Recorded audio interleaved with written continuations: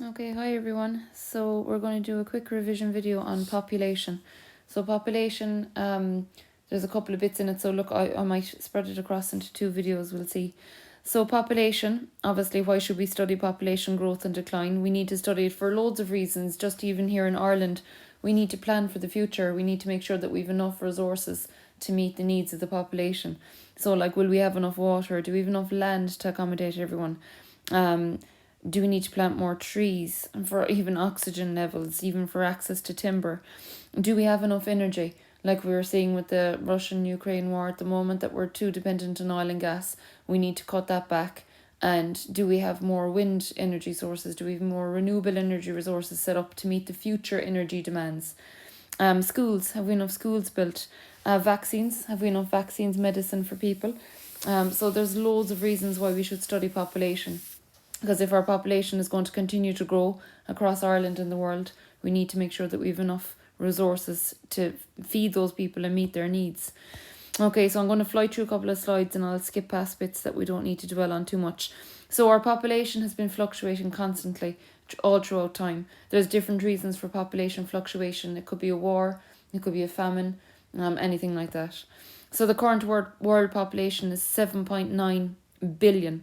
So we're really close to hitting the 8 billion. So that was just, I even updated that now today just as I recorded the presentation. So far today, and it's only like 10:30 or something, there's 163,000 births already. It's mad how quickly the population is growing. But then the deaths, there's like been 68,000 people dying.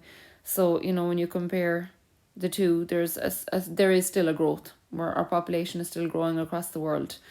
Okay, anything important there? No, so we know that the population is continuing to grow. Obviously, in earlier centuries, there's different things that has caused the population to fluctuate. So, like for example, in Ireland, the famine really hit our population. Like we had 8 million people, roughly, they estimate, before the famine. And then that really actually dropped our population down massively by millions. I mean, we're still struggling to get that population. Like at the moment, we've only just reached just over 5 million people in Ireland, but they estimate that we had 8 million back in the time of the famine, you know. So that really, really affected our population. Wars can cause the deaths of many people. Unfortunately, we're seeing that in the Ukraine at the moment. Plagues that we got, like the Black Death and the little flea that travelled in and the rat and killed people, that caused a huge drop in population across the world. I suppose you could argue as well that the COVID-19 pandemic has fluctuated and caused a population. It has affected our population because so many people were killed across the world. Okay, anything else there? Okay, about the Black Death. So I suppose from 1750 onwards, we started to see an improvement in the world population because we started to develop medicines. We started to find treatments for people to keep them living longer. We started to grow food on a bigger scale. So we saw that if we were keeping our people fed more, if we give them more food and gave them medicines to keep them living longer, people start living and therefore population will start to increase more. So better medical care and better food supply equals population growth. So since even really the 1900s, I know since 1750, we started to see populations rising, but it's really since the 1900s we've seen a rapid population growth, especially in developing countries. Like this is even a population explosion since the 1900s.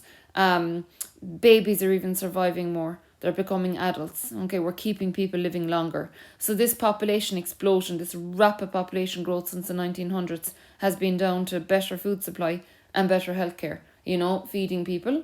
If they're fed, they'll live longer. And if you can look after them when they're sick, it'll keep them living longer as well. Okay, so where's the population growth biggest today? Really, it's in, you know, Africa and Southwest Asia, in those poorer developing countries. That's down to a number of factors. It's down to traditions, lack of family planning, this tradition of having big families, needing many children to look after you in your elderly years. There's a number of reasons for it. Okay, I suppose if you look at the population growth where it is really in the developing countries. Like look at just even the top 10. Like Syria has the highest population growth in the world at the moment, 4.64. What do we think of when we think of Syria? We think of war. We think of poor countries, developing, very poorly developed actually. women wouldn't really have any rights. The tradition is just to have lots of children. Okay, so that kind of makes sense. If we look at where Ireland is, we're 100 in that list. So, that makes sense. We're having fewer children. But we're living longer as well. We know we're educated. We know to look after ourselves. Okay, so our population growth is growing, but it's slowing down a lot.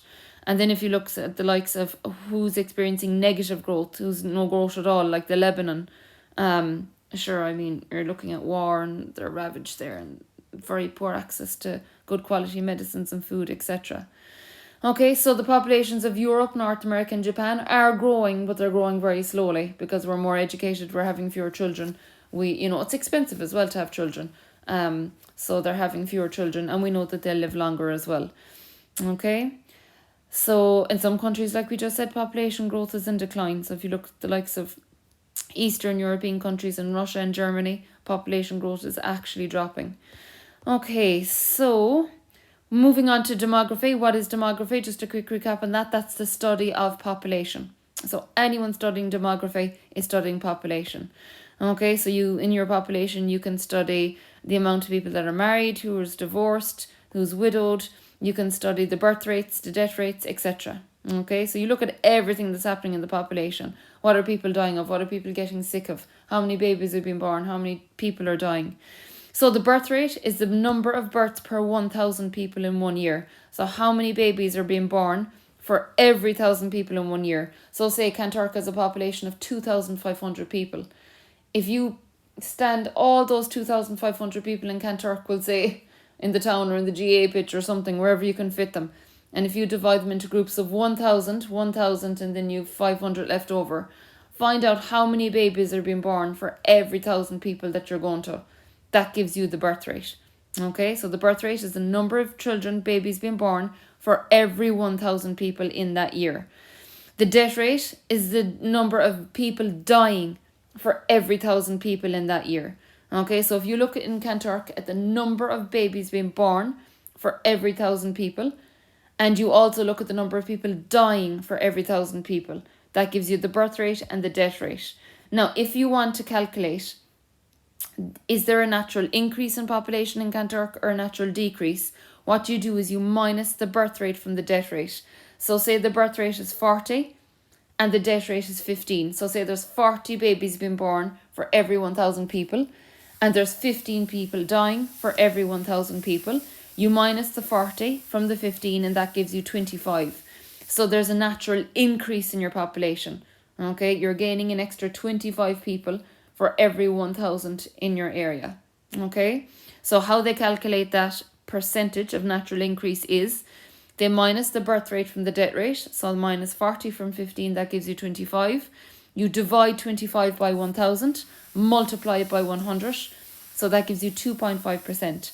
So there's a natural increase, okay, in the population of 2.5%. You may be asked to calculate that in the exam, so just make sure you're okay with that statistic. So calculating the natural, whether there's a natural increase or natural decrease. If there's a natural increase, the birth rate will be higher than the death rate. If there's a natural decrease in your population, the death rate will be higher than the birth rate. So you minus the two figures, divide it by 1,000, multiply by 100.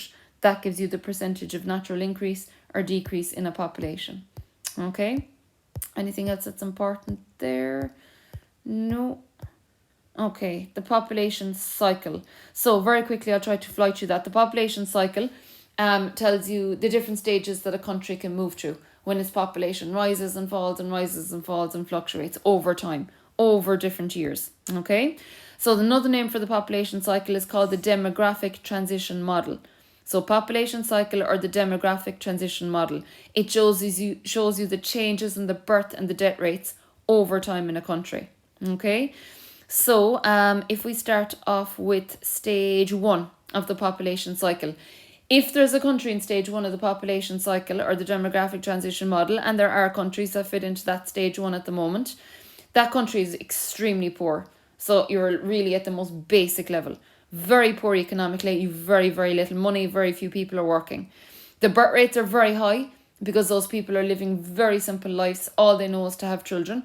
But the death rates are very high as well because a lot of the children will die after birth and the people aren't living very long. okay, because there's very little medicine to look after them. So what are they typically suffering from? What are they living through? They're living through war, they've got famine, they've got diseases. So they've very little chance of living long lives, okay? Their population is fluctuating. It's fluctuating because they're being born, population is rising, they're dying very quickly, population is dropping. Okay, so Somalia would fit into that. So as you know, Somalia is there in East Africa. Very poorly developed economy, very little money being made, very few jobs. Their birth rate is very high because it's a tradition to have lots of children for the women, but the death rate is very high as well because babies are dying because there's no medical or healthcare to look after them. The war is killing them. The famine is killing them. Diseases are killing them that could very easily be preventable. So, you can understand why they're in stage 1 of the demographic transition model.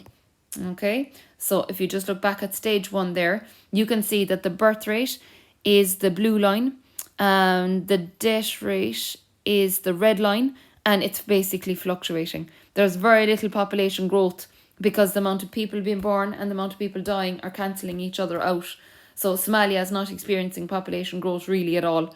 Okay, it's very low. Okay, moving on to the next stage, stage 2 of the population cycle. It's starting to get better. Economies are starting to grow. So people are starting to make a little bit of money, but it's very, very small. They're starting to work. Birth rates are still very high. It's still a very, very basic country. It's still the tradition to have lots of children. But the death rates are starting to drop. That's good. So are they keeping the babies living? They are. Are they keeping people living a longer life expectancy? They are. How are they doing this? They're starting to grow more food. Okay, so they're starting to eat better. So that's maybe down to better farming. They're starting to get in medical care. So maybe it's the likes of Ireland that are sending over aid. Maybe we're sending medical supplies and vaccines. Maybe we're sending money to build hospitals. We're sending water to build irrigation pumps, clean water supply, water filters. So they're not getting sick as often. And if they are, they're getting treated. So they're living longer. So if the birth rates are still high, but the death rates are dropping, there's a natural increase in population. Okay, so Nigeria would fit into stage 2. So as you can see in the population cycle there, the birth rate is still high, but the death rate is actually dropping very rapidly. So that's a good thing for them. Their population is growing. Okay, so they're starting to develop their economies. Like I said, Nigeria and Africa is in stage 2 of the population cycle. Their economy is growing. They're starting to make money. They're starting to work. Birth rates are high, but death rates are dropping. Better food. Better access to food means they're eating better. They're not starving either, and they're living longer. Better medical care. Better access to medicine to prevent diseases. Cleaner water as well prevents all those diseases like, the cholera and any stomach problems. Okay, so their population is growing very, very quickly. So they have a natural increase in population. Stage 3 of the population cycle, then things are only getting better. Okay, your economy is continuing to grow. You're getting actually maybe multinational companies starting to locate in your country. People are more educated. They're starting to build schools now, and they're starting to educate people. So if they're educating people, the girls will grow up and they'll maybe get jobs and they'll be educated and they'll start planning family sizes. They'll have fewer children. They start to realise now, yeah, we don't need as many children because the children will survive longer. We've got healthcare to look after them. So the birth rates actually drop. And the death rates continue to drop, which is fantastic as well, because fewer people are dying. But because the birth rates are dropping and the death rates are dropping, your population growth is slowing as well. Okay, so the population growth is still there. Okay, their population is rising, but the rate of the population growth is slowing down. So India would fit into the third stage 3. So birth rates are dropping rapidly because we're educating them more. They're planning families. We've better medical care, better healthcare, better foods. Their death rates are still slowing down, which is great as well. But the rate of population growth is slowing. So what do we know about India? They're educating their children more. They're surviving longer due to better healthcare. They're living longer. Population growth is slowing though. Okay. Stage 4, what's the story here? That's us. That's Ireland. So it's a wealthy country. We're a well-developed economy. We've excellent access to works, plenty of jobs, great wages, great standard of living. People are living longer. We're planning families, maybe 1-2 children. We're having fewer children. It's expensive as well to look after them. So that's why really we're having fewer children in Ireland. We're looking at inflation and cost of living at the moment. And we're surviving until a great age, well into our 80s. So our population growth is really, really slowing down. Now, it hasn't stopped. It hasn't declined, but we have slowed down. Okay, so Ireland is in stage 4. So we're planning families, we've better access to healthcare and standard of living. Stage 5 then is the end stage of the population cycle, let's say. Very well developed economy. However, their birth rate is really in decline. They're having very few children, if at all. Okay, the death rate is actually higher at this stage than the birth rate. The population is more elderly, and there's very, very few children being born. So the population is actually starting to decline, and Germany fits into this. So in stage 5, we're starting to see a natural decrease in population. Okay, so as you can see, the birth rate for the first time has fallen below the death rate. So you have a natural decrease in population. So Germany has just a large elderly population. People aren't inclined to have children. They're more into their careers and just maybe the cost of living in that. But the concern for Germany in future would be who's going to pay the pensions, who's going to look after the elderly, who's going to fill the jobs when the elderly retire, if you have a very small population in the younger years. So just to recap, a natural increase is when the birth rate is higher than the death rate. Anything else important there? No, I'll make a different video clip about that. Okay.